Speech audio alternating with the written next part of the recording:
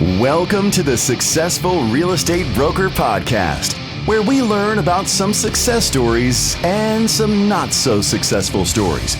But either way, we learn. Each episode, we talk with successful real estate agents and vendors about things they have done to make them successful and some things they did that you might want to avoid.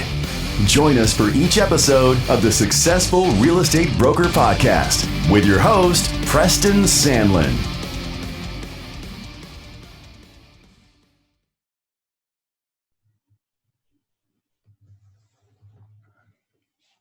Haley. What's up, Preston? How are you? I'm good. You doing all right? I'm doing good. So does that need to change the angle? No, it doesn't matter, does it? It's all good. Well, thank you for doing this. Absolutely. Well, I haven't gone to Facebook Live yet, but I got it like on one button away. So anything before, are you all good with the question? Well, I know you wanted to be spontaneous. And I'll try to make it better when I haven't planned. I love I hear you. I love your hair, by the way. I have to keep working at it to hide all the roots. I hear you. Way, man. I wish my guy was like that lady in Dallas who opened anyway. I would back him. Yeah, no kidding. This is out of control. Charlotte's the worst. Oh, I know. And of course this isn't live, but we're like one of the last states to open up, and we're like in the middle of, there's a lot of states worse, and the ones that are the least worse are like Georgia, South Carolina, and they've opened up. But you know why? We have a Democrat governor who's running for re-election, and this is all about politics. This has nothing to do with people. Oh yeah, this is socialism light right here. It's not even light. It's socialism heavy right now. It's scary, and I don't think people understand. They've given up. They're giving up their churches.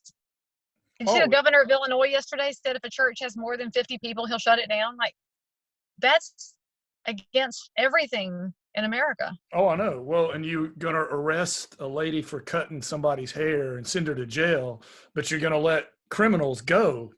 Right. In what crazy alternate universe does this happen?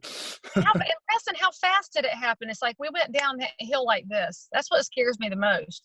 I'm not so sure about this whole thing, man. I mean, I think there's more to this than, I don't know. So much more. Like, they're yelling in Florida yesterday, highest number of deaths. It was like 112 deaths. More than that die in car accidents. Why are we so panicked? Oh, yeah. 1.2 million people a year die in car accidents. I mean, 60,000, 80,000 people, that's terrible, but there's 330 million people in the United States. And I'm going to tell you what, I'm not getting the vaccine. I feel like they're going to be trying to make us get it to work. I'm not getting their vaccine. Hell no. I'm wondering if it's going to have something in it that's, I don't know. And Bill Gates is tied up in this, but. Dude, he was tied in with Epstein and the rest of them too. This is so icky. It's so bad. Something's bad. All right. And we don't even have a press that will investigate. But anyway, you can go ahead and go live. All right, let me we'd have a lot of viewers if we talked about this, but I don't know that it would be super helpful. Yeah. Let's see. Hold on one second. Let me, you know what? I think it may have kicked me off. Can you bear with me just 1 second? I might have to reload it again. That thing, if you don't go live, it gives you like a couple minutes. And if you don't go live, then it like kicks you off. And I've had problems at different times of day too. I think it has to do with Zoom's load. Yeah, and I'll tell you something else. If you update your Zoom, like when you click off Zoom, it'll ask you, "Hey, you want to update?" Of course you do. And then when you update it, and the next time you try to go live, it sometimes won't do it. And yeah, well, what I found out was because I looked it up. You got to log off of Facebook and then log back on after you've done. Oh, thank you for that. I'll have to try that next time mine goes haywire. Yeah, because you got people waiting on you, and you're sitting there. It's like just spinning, and it won't go. All right, here we go. Let me. Sorry about that. It it's no problem. Kicked me off after like 5 minutes there. All right, go live anyway. Hang on 1 second. It's doing a little bar across there. Mine says live on Facebook, so you must have done something right. Let's see. I guess we'll know if you get a comment and a like here shortly that says, hey, Preston, you're actually live. All right. I think we're live now.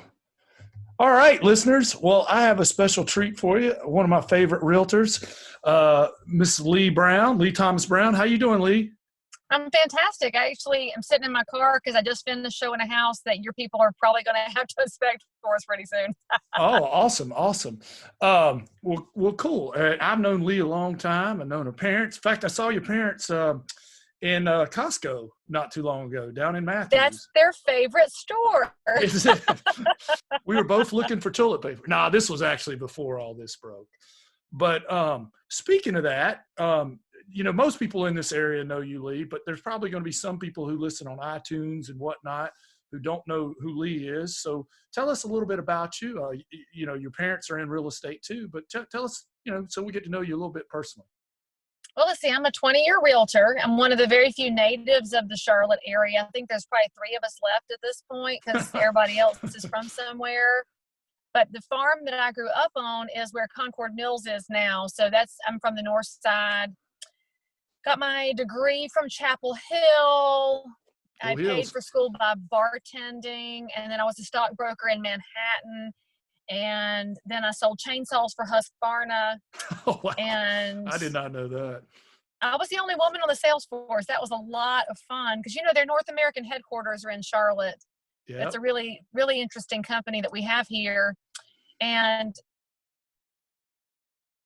for the corporate world, and my dad had been a realtor forever, and he's, of course, retired now, which, if you didn't know that, it's possible for realtors to retire. It's kind of exciting. But he told me, just come on and get into real estate with me. And so I did. And 20 years later, I've had a lot of fun. I've been able to sell a lot of houses in Charlotte and turn the clients into friends. And that's given me opportunities to serve Habitat and Foundation for the Carolinas, to work with the chamber and all kinds of organizations. And I became a speaker and an instructor in real estate about a decade ago. So now I'm working 2 lives, one life as a speaker and one life as a realtor. And during coronavirus, the nice thing about that is I can do both of those virtually and spend time with the kids and the families. That's been good stuff too. Awesome. Well, you do some speaking and coaching, and very well known in our market. You've also written some books, I think, seven Deadly Sins of Coaching and Outrageously Authentic, if I'm not mistaken. Let me see if I can. So close. Outrageous Authenticity. I used as many syllables as I could because we need to practice our vocabulary.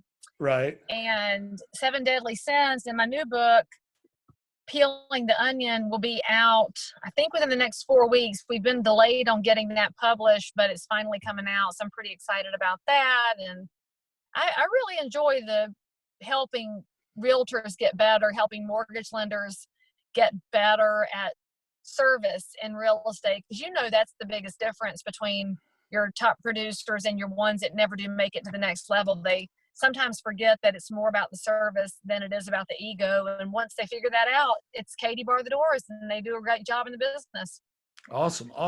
Well, and I'm pretty excited because I clicked on there, and I listen to books all the time, and I realized they're both on Audible, and I clicked on it, and you narrate it, so that makes it even better.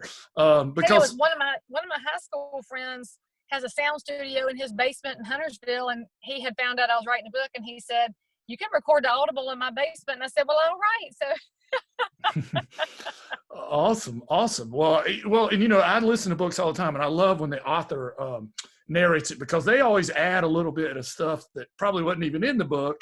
And I don't know if you did that, but knowing you, that I would bet there is a little bit ad lib to it that's going to be worth the price of admission. Don't even remember, Preston, but there could be. So yeah.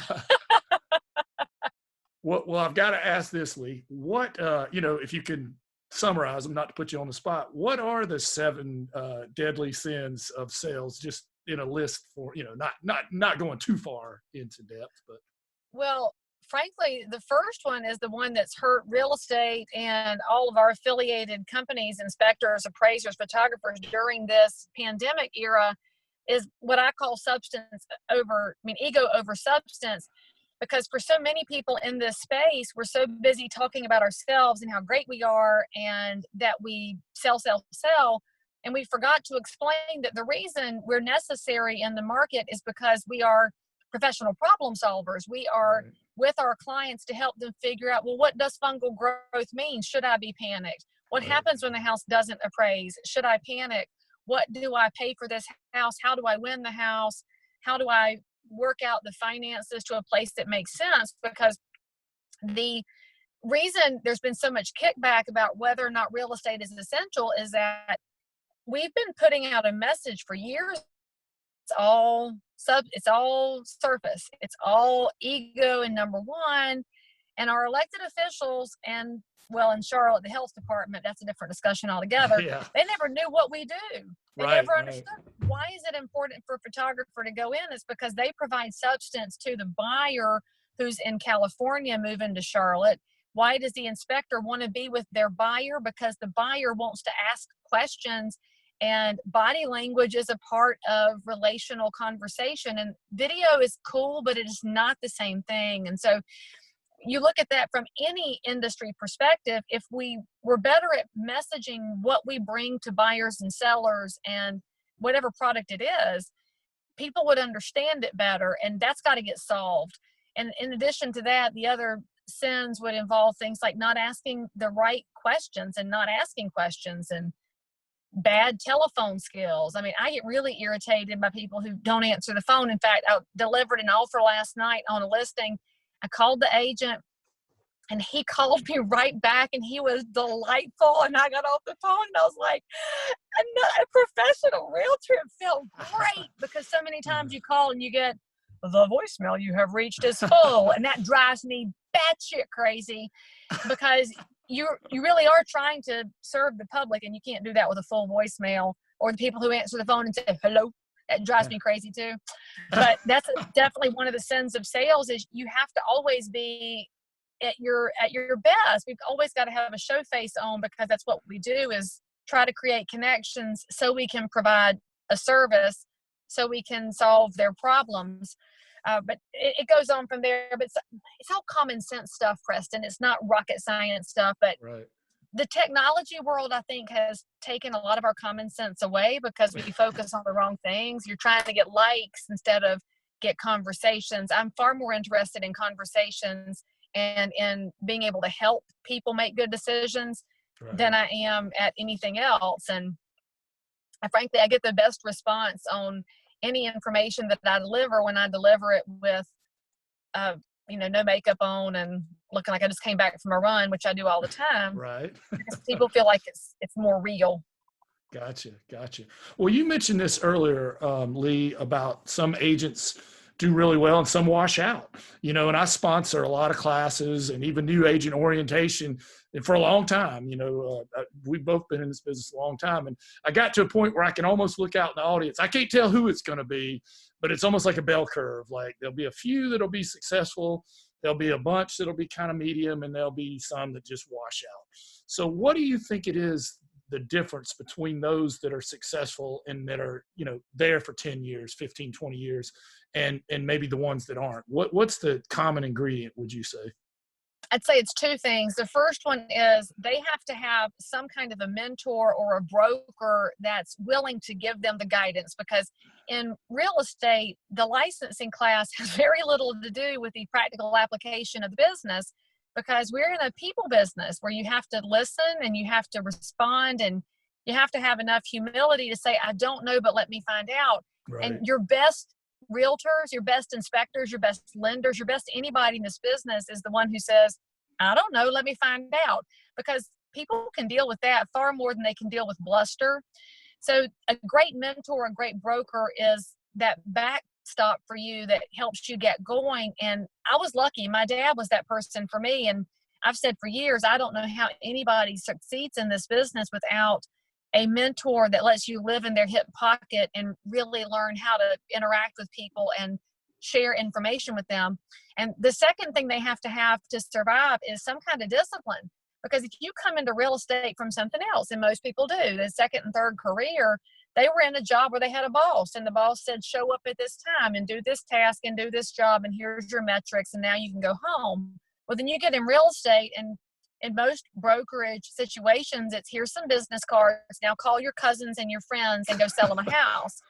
And they're like, but what am I supposed to say? Figure it out. What am I supposed to do? Figure it out. And they don't know how to really structure it to understand that when you get into this business, you are a small business. You are an entrepreneur and a CEO. And I think the evidence of the fact that we haven't told that message correctly is during this pandemic time. Think about how people are talking about supporting restaurants.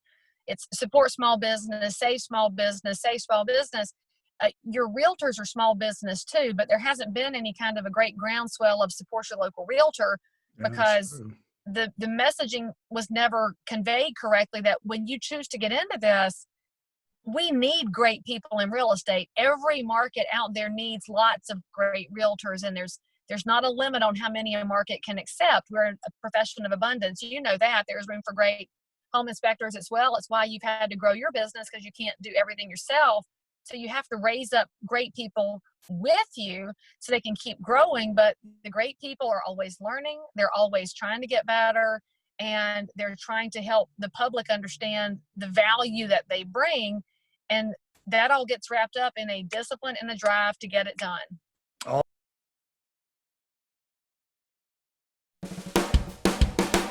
Hello, I'm Bill Gallagher with Superior School of Real Estate, and I'm here with Preston Haley of Home Inspection Carolina.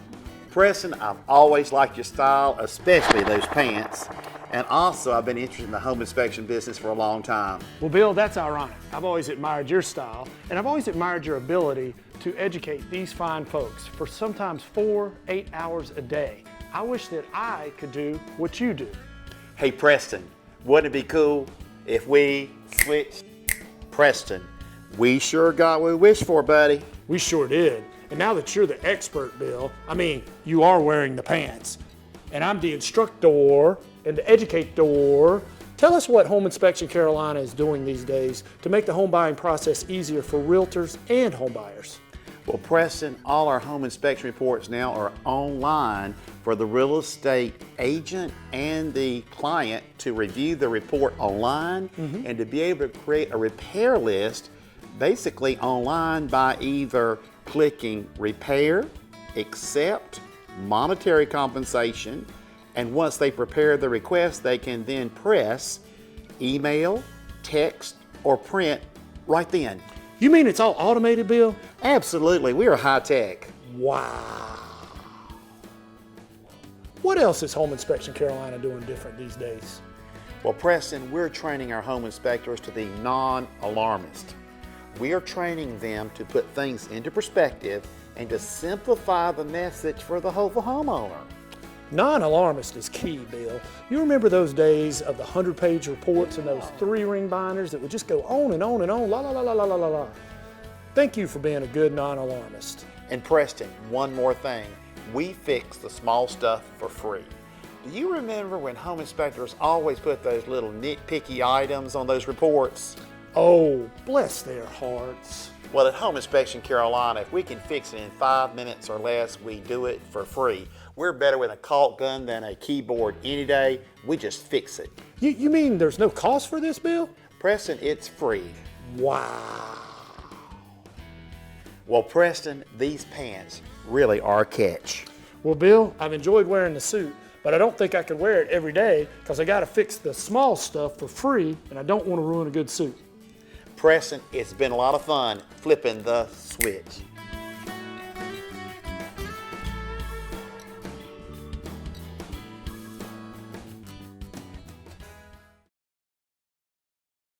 Awesome.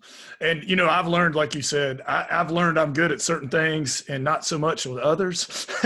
And to seek help or hire people who are good at those things. Yes, absolutely. Supplements your own skill set, right? Yeah. And like disc profile or whatever you do, you know, hire somebody who's got those other letters that you need, you know, or what, however you want to do it. But, well, you mentioned a mentor and your dad being a great mentor. And this might come from him. What's the best real estate advice you've ever got?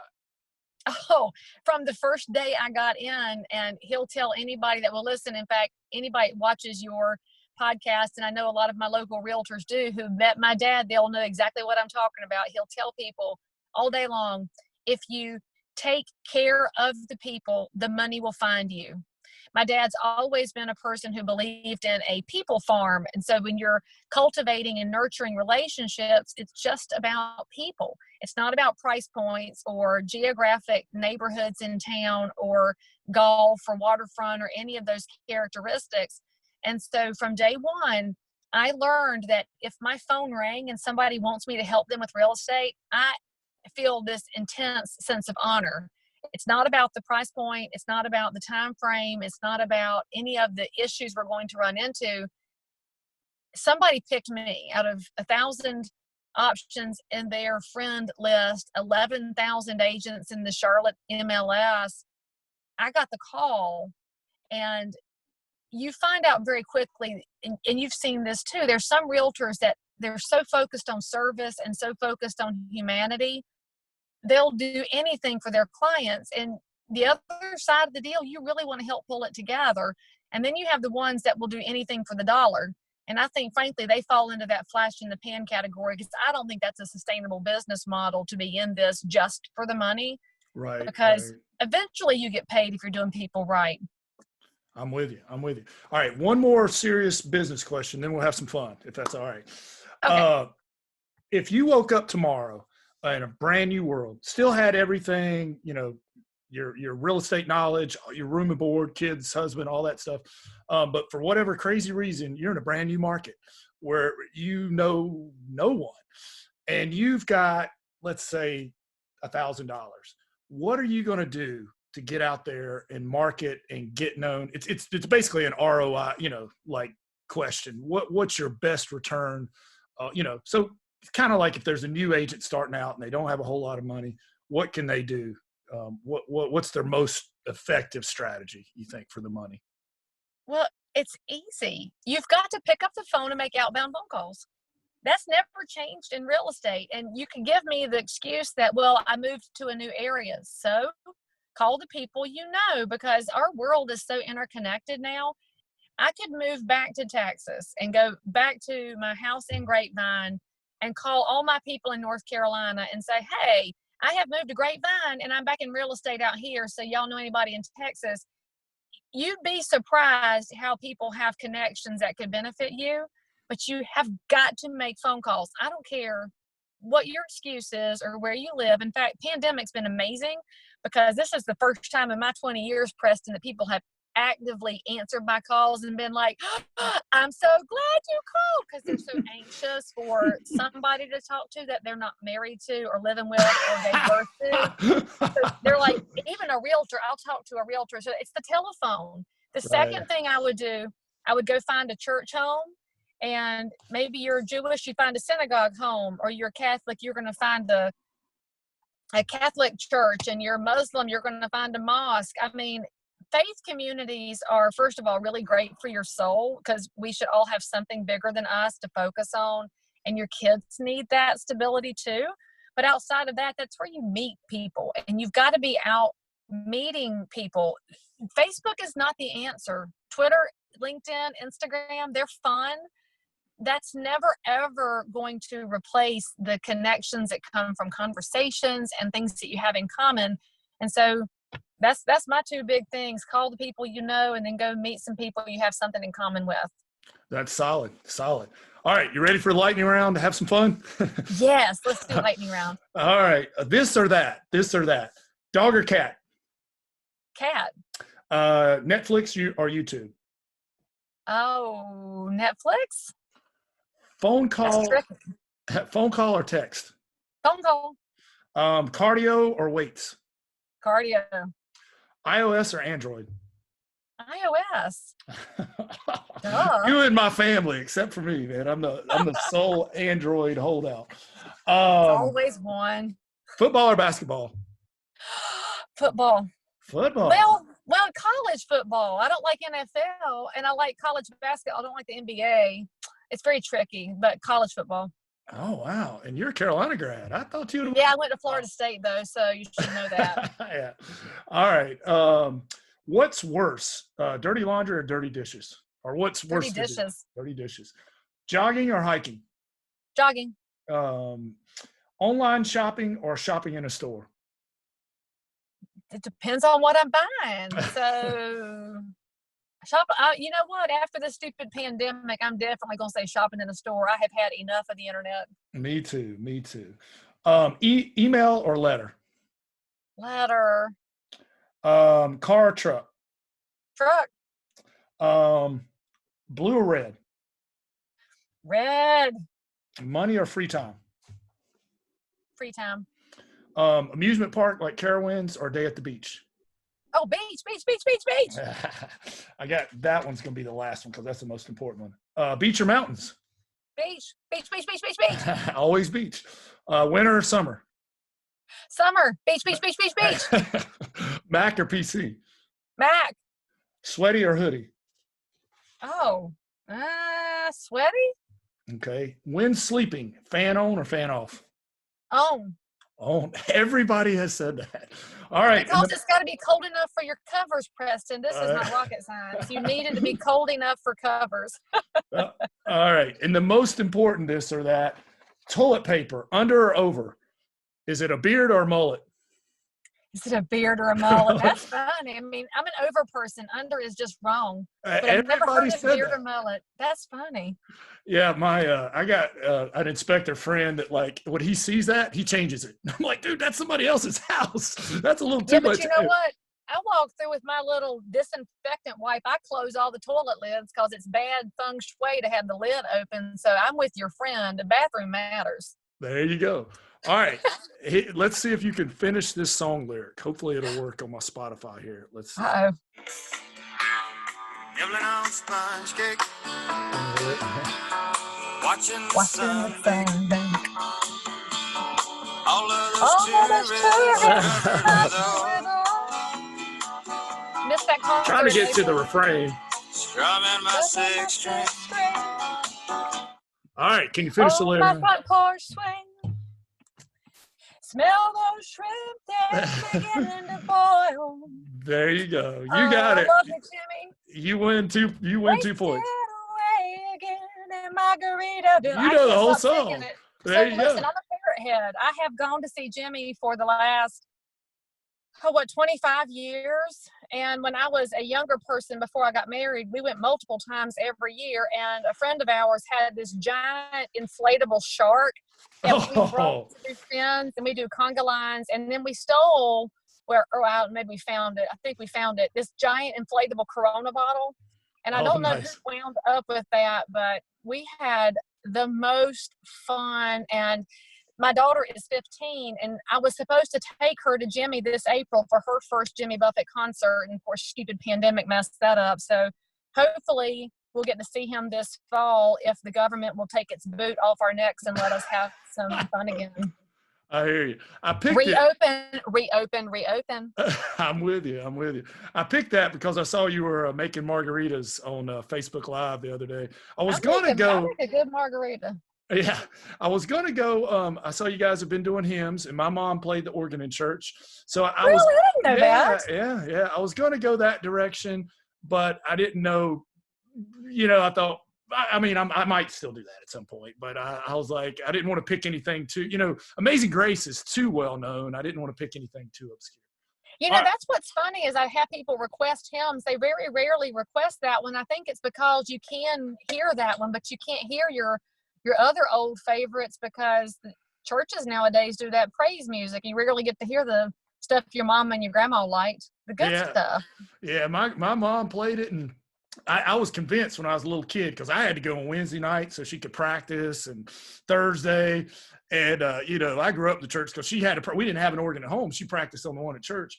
And she got mad at me. I told her, I said, the only reason y'all do this so we won't go to sleep. Y'all do a song about every 10 minutes, make us stand up so we won't go to sleep. There's probably some truth to that. All right, one last trivia game. I know I've held you up, but I don't hold you too long. I know you went to Carolina, and I'm a big Carolina fan. I went to UNCG. I couldn't get into Carolina, but I was a big fan. That's okay. They've got excellent fine arts at UNCG. Fine arts. There we go. All right, 7 questions. See how you do. The NCAA made the shot clock rule because of this play that Dean Smith used to run. There's a bar The on Four Corners. That is correct. There's a bar on Franklin Street. Been there many times. Maybe twice, maybe 1,000 times. Yeah, exactly. The Carolina Tar Heels were consensus ranked number 1 when the polls came out November 30th, 1981. Dean Smith had his starting 4 on there. He hadn't picked his 5th starter yet. Who was that missing person and made up for it with like 50 covers afterwards? You mean that nice young man from Wilmington, North Carolina, who has a private elevator in his condo building in Charlotte, Michael Jordan? That would be it. Do you know, I used to wait tables in the Governor's Club in Chapel Hill, and that's where Michael was a member along with Dean Smith and Woody Durham. Right. And so he had his golf clubs, his driver has I don't know if it's solid gold, but it's a gold plated head on his driver, because we were all like, craziness. I hear you. I have to give a shout out with my little brush with fame. Thomas Davis lives in our neighborhood. Oh, yeah? Yeah, and my daughter, back when she was playing volleyball, she used my shaved ice thing to sell shaved ice to raise money. They do this tournament for breast cancer. And I'll have to give him a shout because it really happened. Thomas Davis stops at their little stand. They're selling the thing. And he walks up and asks them what they're doing, and they tell him about it. And it's, they're selling it for tickets to that, a $5 donation, whatever. He gives them, he opens up his wallet, and all he has is $90. He gives it to them and says, I don't want any shaved ice, but give it to your breast cancer thing. I love that. Good dude. Really happened. But anyway, sorry, I didn't mean to get off and hijack your thing there. Yeah, but I like happy stories. That's why John Krasinski's thing, Some Good News, is so popular right now. We like good news. That's why I'm not so crazy about the new owner and the way he did Thomas Davis, because that guy's a good dude. But anyway, I digress. All right, what is the football stadium named after? In Chapel Hill, and there's also a town. It has to do with oil. What, at Keenan Stadium? Yep. Keenan Oil and the Keenans. And my friend Wendy from college named her son Keenan because she's got addicted to Chapel Hill. All right, the Tar Heels play in the Dean Dome now. Where did they play before that? At Carmichael Auditorium. All right, 2 points for this. Where did they play before Carmichael? Before Carmichael? It's right next door. Was it Willingen? That is correct. We'll have to talk off the air. My dad used to work at Chapel Hill, and anyway, I used to go. Yeah, I had a privilege card. I could go when I was a kid, and you would see all the basketball players there in the summer. True or false? UNC, University of North Carolina, Chapel Hill, is the oldest state university in the country. It is correct. 1789. That is correct.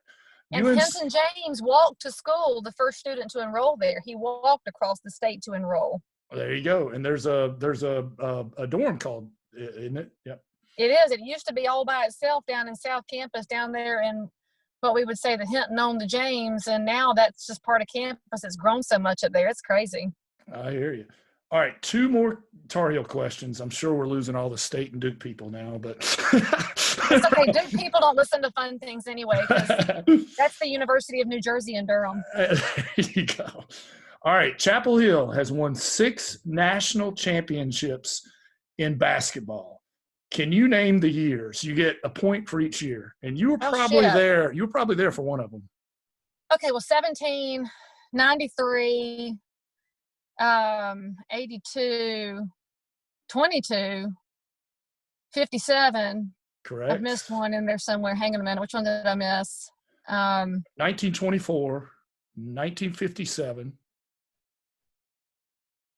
So it wasn't 22. I was off on that. So it's 24, 57, 93, 17. I've missed one in there.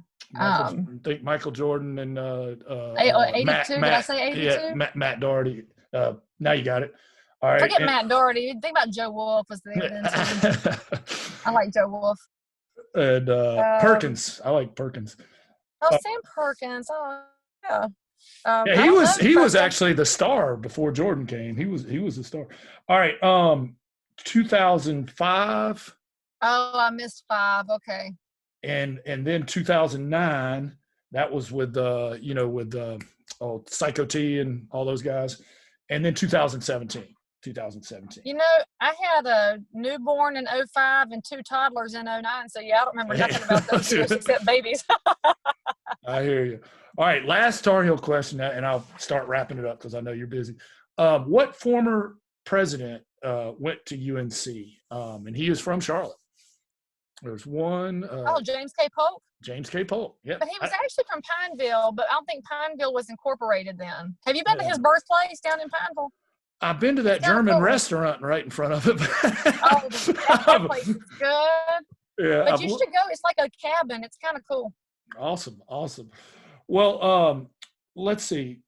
So, Leigh, thank you so much for your time. How can somebody find out more about you, or if they're interested in your book, where could they order it? What's some website, or is there an email they could email you?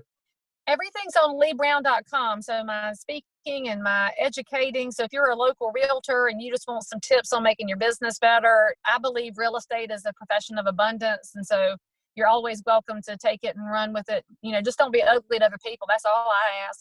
So it's all on leighbrown.com. My books are there. If you want to search for houses because you're looking to buy a house or list a house with me, I'm glad to be your realtor. That's the stuff's there too. And my books are there. And if you order, they're on Amazon, but if you order them from my website, there's a slight chance that I will sign it before it leaves the storage locker. And that might even be worth 2 nickels one day. Who knows? You never can tell. And Leigh Brown's most famous tagline, she ain't bragging, she's interviewing for a good job. I want to be your realtor. I hear you. I hope it's all right. I did real estate trivia the other day, and that was one of my questions. Well, it's funny. I can always tell who listens to conservative talk radio if they can repeat it back to me, and if they can't, then they don't. There you go. Well, thank you so much, Leigh. Appreciate you being a part of the podcast. And as soon as I get this up, I'll put the link there for you. And thank you for all you do for all of the realtors and home inspectors. Thank you, Preston. I'm always proud when I go speak in other states and they're like, home inspector, do you know Preston Sandlin? Because you're famous in home inspector world. And I appreciate that you always send your team, and your staff is always out there providing information at continuing education and in classes, and generally just being cheerful and helpful. So thank you for what you do in the inspection side, and also for doing good inspections. We appreciate that too. All right. Well, thank you, Leigh. I really appreciate it. And have a good day. Thank you. We'll see you soon. See ya.